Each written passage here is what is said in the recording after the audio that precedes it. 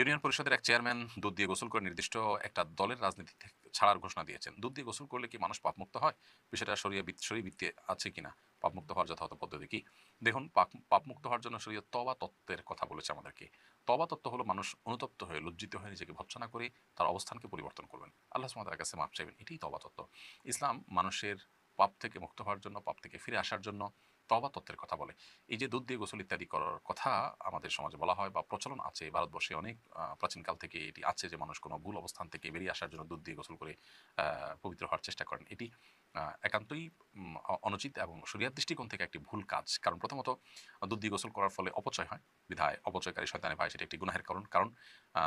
আরেকটি বিষয় হলো যে এখানে যে দুধ দিয়ে গোসল করার মাধ্যমে আসলে পাপমুক্ত হওয়ার কোনো সুযোগ নেই। কোনো মানুষ যদি খাঁটি অন্তরে তওবা না করেন, উপর দিয়ে তিনি দুধ মনও যদি ঢালেন, তিনি আল্লাহর কাছে ক্ষমাপ্রাপ্ত হবেন না। তিনি যদি মনে করেন যে তিনি কোনো ভুল অবস্থানে আছেন, তিনি কোনো অন্যায়ের সাথে এতদিন ছিলেন, এখন বুঝতে পেরেছেন, ফিরে আসতে চান, তিনি